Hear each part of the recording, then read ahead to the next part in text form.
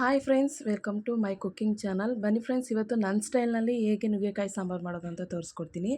ಇಲ್ಲಿ ನಾನು ನುಗ್ಗೆಕಾಯಿ ಮತ್ತು ಒಂದು 2 3 ಟೊಮೆಟೊನ ಹಚ್ಕೊಂಡು ಇಟ್ಕೊಂಡಿದ್ದೀನಿ.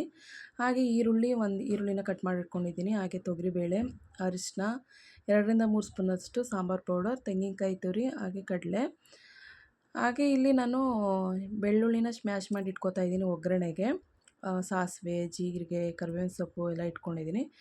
ಈಗ ನೆಕ್ಸ್ಟು ನಾನು ಒಂದು ಸ್ಟವ್ ಹಚ್ಚಿ ನೆಕ್ಸ್ಟು ಒಂದು ಕುಕ್ಕರ್ನ ಇಟ್ಕೊಂಡು ಬೇಳೆಗೆ ಎಷ್ಟು ಬೇಯಲಿಕ್ಕೆ ನೀರು ಬೇಕೋ ಅಷ್ಟು ನಾನು ನೀರನ್ನ ಸೇರಿಸ್ಕೊಂಡು ಒಂದು 20 ನಿಮಿಷ ನೆನೆಸಿಟ್ಕೊಂಡಿರೋ ತೊಗರಿಬೇಳೆನ ಸೇರಿಸ್ಕೊತಾ ಇದ್ದೀನಿ. ಈರುಳ್ಳಿ, ಟೊಮೊಟೊ, ಸ್ವಲ್ಪ ಅರಿಶಿನ, ಹಾಗೆ ಒಂದು ಅರ್ಧ ಸ್ಪೂನಷ್ಟು ಎಣ್ಣೆನ ಹಾಕ್ಕೊಂಡು ಒಂದು 3 ವಿಸಲ್ನ ಹೊಡ್ಸ್ಕೊತೀನಿ.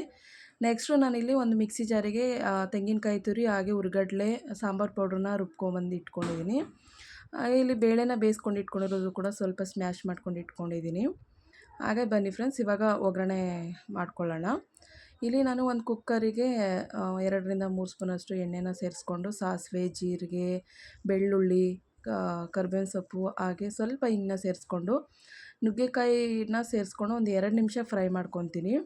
ನೆಕ್ಸ್ಟು ನಾನು ರುಬ್ಕೊಂಬಂದಿರೋ ಖಾರನ ಇವಾಗ ಸೇರಿಸ್ಕೊಂಡು ಒಂದು 2 3 ನಿಮಿಷ ಚೆನ್ನಾಗಿ ಫ್ರೈ ಮಾಡಿಕೊಂಡು ನೆಕ್ಸ್ಟು ನಾನಿಲ್ಲಿ ಬೇಳೆನ ಬೇಯಿಸ್ಕೊಂಡು ಇಟ್ಕೊಂಡಿದ್ದೆ ಅಲ್ವಾ, ಅದನ್ನು ಸೇರಿಸ್ಕೊಂಡು ನೀರನ್ನ ನೋಡಿಕೊಂಡು ನಿಮ್ಗೆ ಎಷ್ಟು ಬೇಕೋ ಅಷ್ಟೊಂದು ನೀರನ್ನ ಸೇರಿಸ್ಕೊಂಡು ಒಂದು 10 ರಿಂದ 15 ನಿಮಿಷ ಚೆನ್ನಾಗಿ ಕುದಿಸ್ಕೊಂಡ್ರೆ ರುಚಿಗೆ ತಕ್ಕಷ್ಟು ಉಪ್ಪನ್ನ ಸೇರಿಸ್ಕೊಂಡು ಕುದಿಸ್ಕೊಳ್ಳೋಣ.